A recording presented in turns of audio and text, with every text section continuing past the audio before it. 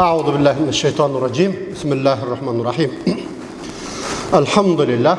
Ve salatu ve selamu ala Resulillah. Amma ba'd. Esselamu aleyküm ve rahmetullahi ve berekatuh. Hürmatlı Müslüman bir tuğanlar. Cumanızlar mübarek bolsun. Daim ile aytып жүрген sözümüz var. Kimde kim Allah Taala'nın üylerinden bolgan biriga basıp gelçi olsa, Kuday Taalam bir kadamına künösün keçirse, ikinci kadamına soğup yazat deyil. Pendeçilik kılgan künölerimizi Kuday Taalam özü sol kadamımız menen keçirgen bolsa, 10 kadamımızga soğuptor жазамыз. Kuday berdi. Эми биздин böyük öte turgan sağımız bu ne? Koşuna yönünde bolmakçı. Koşunalar boyunca olmakçı. Эми негизи Allah Taala Kur'an-ı Kerim'de aytat. وَاعْبُدُوا اللّٰهَ وَلَا تُشْرِكُوا بِهِ شَيْئًا وَبِالْوَالِدَيْنِ إِحْسَانًا وَبِذِي الْقُرْبَى وَالْيَتَامَى وَالْمَسَاكِينِ وَالْجَارِ ذِي الْقُرْبَى وَالْجَارِ الْجُنُبِ Sadakallahu aleyhi. Allah Taala bir Allah Taalaga kulduk kılgıla. Eç nersen ağa şerik koşpagıla. Ata-enеңерге eң жакшы мамиле кылгыла. Tuğandarga, jetim jesirlerge, kede kembagaldarga жақсы мамиле кылгыла. Анан жакын кошунаga, алыс кошуналарга деп келипти да Kur'анда. Карасаңыздар, демек кошуналарга bir жақсы мамиле кылыш керек. Бул не Kur'анда Кудай Тааламдын бизге берген буйругу. Кошуна дегенде мына бизде 4 жак кетет, билесиздер, а? Мисалы, үйүңүздүн мына көчө болсо, көчөнүн аркы бетиндеги кошуна, эки жаныңыздагы беки капталында кыскасы, ошо 4 жагынан кетет.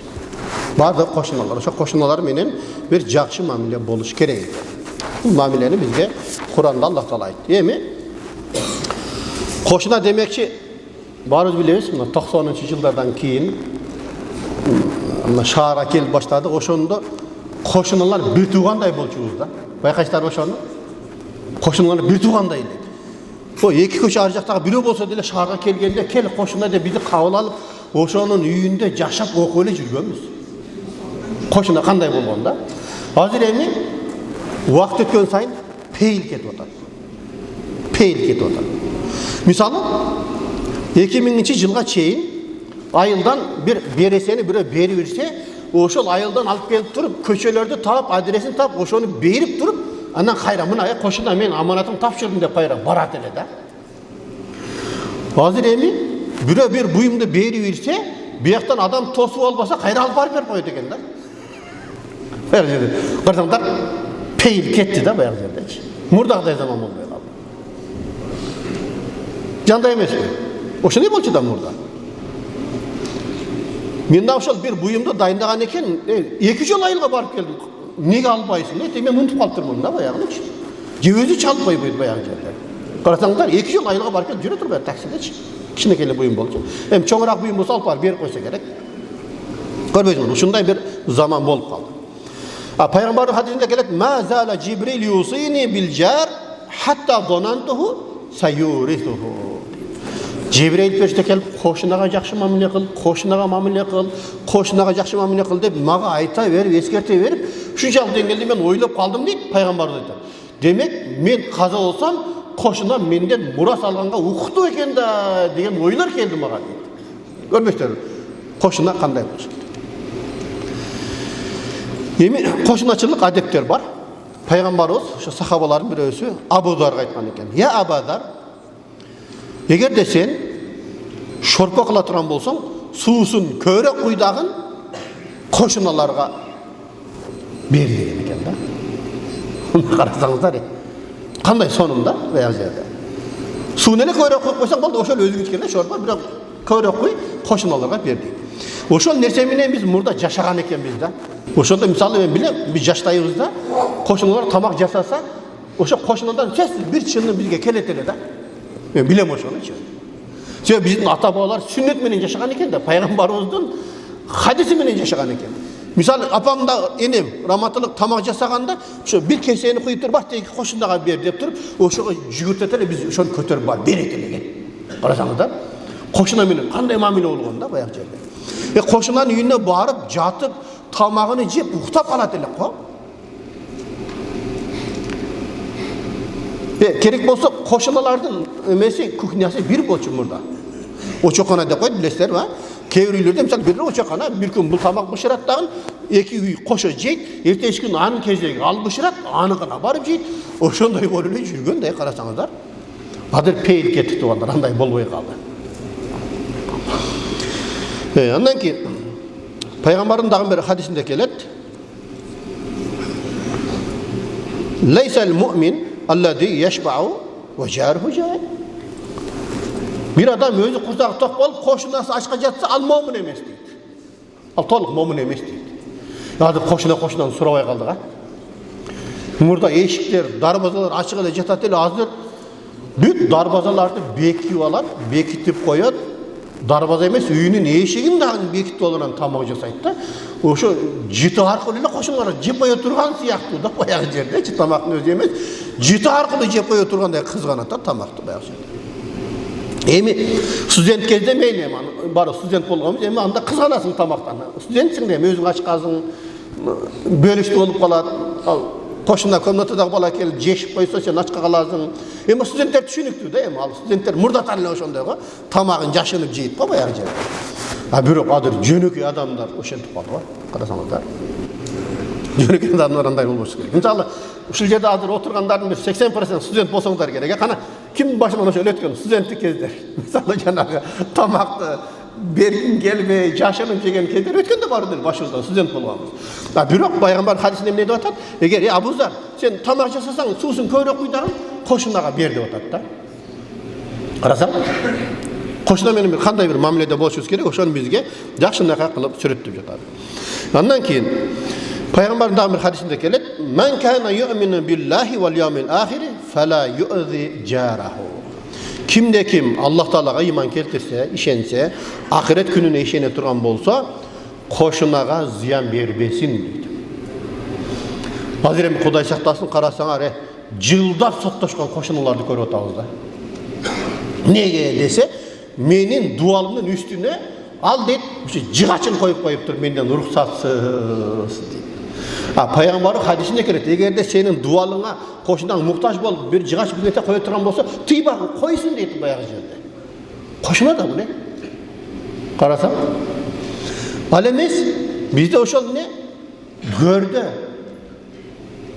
Mürzege koyganda da musulmanın mürzesinde koygulaydı atpay bayağı jerde. Musulmanın mürzesinde koyuş керек. Antkeni koşunalar bari musulman da bayağı jerde. Görmeysin.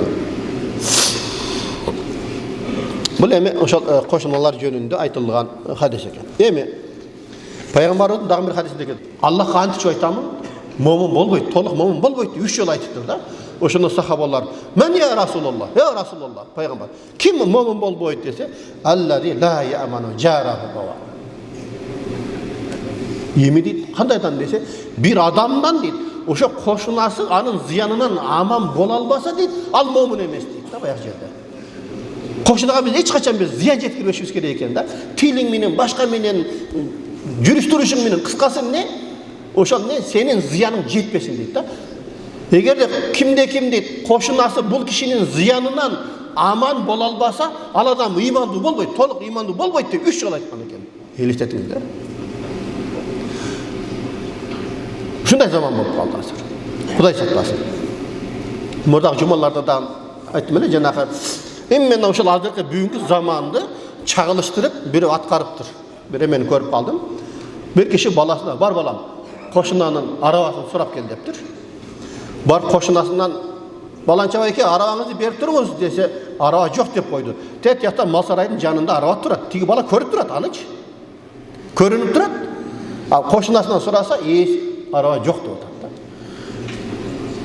Анан ошондой ролик тартыптыр. Анан кайра келип туруп, "Ата, арабасын бербеди, бирок жок деп койду. Мен көрдүм, турат эле" десе, "Заман кандай болуп калды балам, бар болуп туруп бербейт. Макул анда бербесе жок. Бак, өзүбүздүн арабыбызды алып чык" дейт да. Караса, ушунчалык деңгээлде болуп калды. Азырчы өзүнүн арабасы бар, иштеткиси келбей, кошунасын сурап атат да баягы жердечи. Эмнеге? Сынса деле ошо кошунасын сынсын да. Баягы жерде карасаң, бир хадис бар го бизде. Өзүңө жакшы көргөн нерсени башка өзгө мусулманга жакшы көрмөйүнчө сен толук мусулман болбойсуң дейт. Ошондо кээ бир алымдар айтат, ошо кошунага деген варианты дагы бар дейт ошол хадистин. Өзүңө жакшы көргөн нерсени кошунага жакшы көрмөйсөң толук мусулман болбойсуң деген да хадис бар дейт. Ошол хадистин кээ алымдар ошондой тексти бар дейт. Элестетип көрүңүздөр.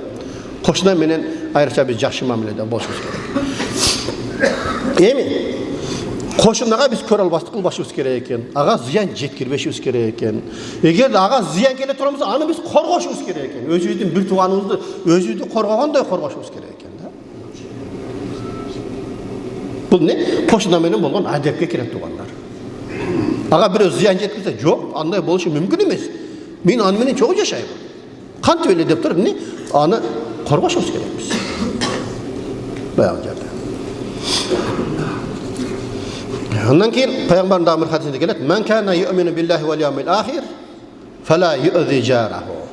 Kim Allah'a ahiretke işense koşunasına ziyan yetkirmesin. Kim Allah Teala'ga iman keltirse, ahiretke iman keltirse fel yukrim zayfahu. Ha? Konuğun sıylasın deyip. Kimde kim Allah'a ahiretke işine turan bolsa, jakşı söz söylesin, je un çıkpay otursun degen hadis var. Emi bizde ata-babalardan beri kelgen söz var. Bekar oturgança bekar işte dep bizdin ata-babalarımız aytkanda. Bekerle oturasın. Ondan sonra bekar işte birөө пайдаң тийсин деген сөз да. Ошо макалды биз төр эмес түшүнүп алган окшойбуз да азырчы. Bekar oturgança bekar сүйлө деп жалаң гыйбатка отурган жерибиздечи. Bekar işte деген сөздү биз bekar сүйлө деп түшүнүп алган окшойбуз да баягы жердечи. Отурган жерде гыйбат кетет го азыр баланча тигинде анан тигиндей болуптур, тиги машина алыптыр, тиги машинесин туура эмес алып алыптыр деп баягы жердечи. Ошону биз туура түшүнөлү. Себеби биздин макалдарыбыздагы бар, ошол хадистен алынган да баягы жерде. Демек, сен жакшы сөз сүйлө, же сен унчукпай отур дейт. Отурганда да жөн отурбастан биз эмне зикир менен отурушубуз керек экен да. Зикир кылып отурушубуз керек экен. Бирөөгө пайдабыз тийишибиз керек экен. Мына ошо мүмкүнчүлүктөн пайдаланып айтып коелу. Мына биздин мечитибиз Кудайга шүгүр, мына 3-4 айдан бери сүйлөй албаган дудуктарга сак берип атабыз. Алхамдулилlah Куранга түштү. Азыр 15 Куранга түштү. Азыр бизде 2-нчи, 4-нчи, 6-нчы күндөрү бизде мен имаммын го. Намаздан кийин Куран окуйбуз го, ошондо дудуктарды Куран окутуп атабыз. Баягы бизге аралашсын ба, элден бөлүнүп калбасын деп. Алхамдулилlah. Карасаңыздар, өтө бир сүйүнүчтүү. 3 айдан бери күттүм го ошол күндө. Карасаңыздар, кээде толкундан мен дуа кыла албай калып атам, баягылардын окуганын көрүпчү. Карасаңыздар, азыр эмне каникул болуп, балдарыңар мектептен чыкса, балдарыңарды алып келип мен бекер окутам деп койдум. Сиздерге ишенип. Башкалар келсе төлөйт акча, тамак ашына. А силердики дудуктарды бекер деп койдум. Иншалла сиздер мына жазылып койгон эмелер бар. Дүлөйлөргө деген. Ошол жерден акча которуп коерыңыздар. Сиздерден келген ошол акча менен ошо дудуктардын балдарына тамак ашып пиширип берип туралга иншалла. Жайкысын бир 2 ай. Колдон келсин жардам берип туруңуздар иншалла. Ай сону жок дегенде ошолорго бир пайдабыз тийсин биздин. Алар элге аралаша албайт экен да. Азыр мен ошолорду элге аралаштырдым. Алхамдулилlah. Карасаңыздар, намазга келет, кел деп туруп жаныма отургузуп коямын. Субханаллахты айтып дуа кылабыз, оку дейм. Куранды коюп туруп окуп берет. Мен карап турам, каталарын текшерип. Бүткөндөн кийин анан мен дуа кылып коем. Сен мен деле 1,5-2 ай окудум да, өзүбүз үйрөтүп атабыз Кудайга шүгүр. Буларга жеңил экен үйрөтүш. Кээ кулак укпайт, сүйлөй албайт. Сен айтканың түз кабыл алат экен да баягычы. Баягы жерде. Анан баягы жерде эмне? Баягы түз кабыл алат экен, окуйт баягы жерде. Гыйбат кылбайт. Укпайт. Жинин келсе дагы отура берет баягы жерде. Чыкпайт. Карабайсыздарбы? Ошолорго бир пайдабыз тийсин иншалла, Кудайым буйрса. Ошол иман мешитиси ошолор таанып калды бүт. Оразада көрдүңүздөр, таравин мешиттин жарымы ошол жанакы эмне жаңсап сүйлөгөндөр болуп калып атты. Алхамдулилlah. Эч бир мечитте мындай шарт жок экен да, аларга түзүлгөн шарт Кудайга шүгүр. Анан Алла разы болсун. 2-нчи, 4-нчи, 6-нчы жекшемби күндөрү алар чоңдор келип сабак алып атат. Ошондо анча-мынча конфет печень алып келип туруңуздар туугандар. Мисалы бул жерде 10 адам 1 килограммдан шоколад алып келсеңдер 10 килограмм болот, ал 1 айга жетет бизге. Ал келгенде 1,5 килограммдан чыгарып коебуз. Жана күндөрү жарым мешок сухой молоко алып койдук. Чай алып койдук, келип туруп кофе алып койгонбуз, кофелерден ичип 1,5 саат саак окуйт, чай пайын ичет, конфет печень жейт, анан лекция болот. Баягы жерде намазды бүттү, daarатты үйрөндү, таямымды үйрөндү кеше. Кудайга шүгүр, жылыш аябай сонун болот. Баары ошол эмне сиздердин эмгегиңиздер туугандар. Себеби менин сөзүм жерде калбайт. Алхамдулилlah. Мешит ачылгандан бери эмне сөздү айттымбы? Сөзсүз бирөө чыгып атат да. Дамла, мен жасап берейин ошол ишти деп. Кудай мырза ошол Экинчи, төртүнчү ишемби күндөрү, анан 7-нчи күндөрү. Ошол күндөрү саат 5-те сабактар болот. Туугандар, сиздерден суранчы. Анча мынча бир 30-40 адам келип атат. Аш басып берем дегендер болсо деле келе атат иншалла. Мусулманды сыйлаш керек да. Тем более бул жерде эмне? Алар сүйлөй албаган дузуктар болуп атат. Ошолорду сыйлай берели. Андан кийин Пайгамбарыбызга бир айтты да, түгүнчү аял бар, дайыма зикир кылат, ороза кармайт, намаз аябай жакшы. Бирок тили жаман, кошуналарга зыяны тие берет, кошуналарга зыяны тие берет десе, Пайгамбарыбыз ал тозокко түшөт деген экен. Карасаңар. Ал тозокко түшөт деп. Эми элестетип көр. Кээ бирлер бар да, мен да билем да, биздин бир кошунабыз бар эле. Кандайсыз эжеке деп койсоң эле бәле кылат. Эшигиме менен, бирөө жаман деп айтты мени. Деп эле. Вообще жаман сөздөрдү айтты. Сурашып кой бәлеге калат элең да баягынанчы. Кээ бирлер бар го ошондой. Эми элестетиңиздер. Ошондойлордон Кудай сактасын. Пайгамбар менде айтат, орозону кармаса деле, намазын окуса деле, зикир көп кылса деле, кошуналарга зыян жеткирди, демек ал тозокко түшөт деп. Вахия финнар деп айтты Пайгамбар хадисинде. Дагы бир айтты, дагы бир аял бар деди, намазы деле орточо, мисалы орозону деле кармайт, бирок садаканы көбүрөөк кылат, эч кимге ыза бербейт, бир аял бар десе, ал бейишке кирет деди. Карасаңыздар, анча-мынча алтындарын деле садака кылып берип коет экен да баягычы. Көрбөйсүңөр. Демек, бул жерде эмне? Кошунага зыян жеткирбесең, эң чоң ийгилик ошол экен да. Пайгамбарыбыз дагы хадисинде келет экен. Кайсы адамдын зыянынан кошуналар аман болбосо, аманчылыкта жашай албаса, ал адам бейишке кирбейт дептир. Карасаңыздар. Бейишке кирүүнүн жолун ошол кошунага байлап коюп карасаңыздар. Дайыма сен өлгөнчө ошо кошуна менен да турабы, жакшылык жаманыбызда ошол да. Мисалы керек болсо падыша жалгыз той өткөрө албайт да. Сөзсүз туушкан кошуна керек да, турабы, жакшылык жамандыкта. Кошуналар ошол жерде тик туруп кызмат кылып берет да бизде, турабы. Анан бирөөлөр айтат, кошуналар дайыма отурат экен, отурганда бирөө такыр кошулбайт экен ошо кошуналарга. Мындай өзү башкача сезе. Анан ошол бир тууган кайтыш болгондо кошуналар кирбей кайттыр. Сен бизге кандай мамиле кылсаң биз да ошондой. Анан баягы жерде өзү ошондон кийин сезип тура кошуналар, мен силерге кошуламын эми, кечиргиле, силердин ортоңордо акча касса фонд бар экен, канча жылдан бери жыйнайсыңар, өзүмө да балама да берейинчи ошону, мынакей деп туруп, ошентип кошулду дейт. Карасаңар, баягы жакшылык жамандыкта билинет экен да кошуналар. Ошондуктан дайыма кошунага жакшы мамиледе бололу туугандар. Кимде ким Аллах Таалага, пайгамбарга ишенсе, акыретке ишенсе, ал адам кошунасына жакшылык кылсын дейт. Эми пайгамбарыбызга дагы бир айтыптыр да. Я Расулалла, мен эки кошунам бар. Кошунага жакшылык кыл дедим го. Эми ошол экөөсүнүн кимисине жакшылык кылайын десе, кимисинин эшиги жакыныраак болсо, ошого жакшылык кыл дейт экен да.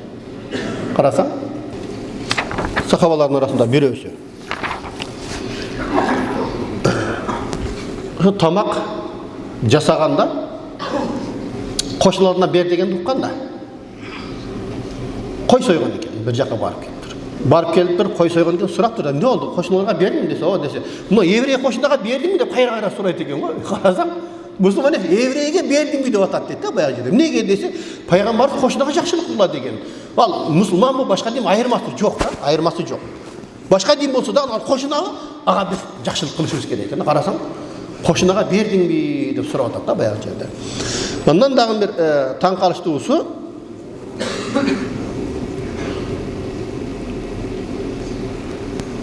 бир сахаба кичине кыйналып жашайт экен.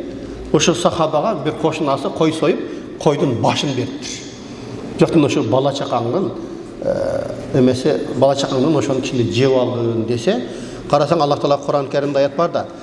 Юсируна ала анфусихим валау канат бихим хасаса. Өзү муктаж болуп турса дагы өзгөнү өйдө коёт деген аят бар да.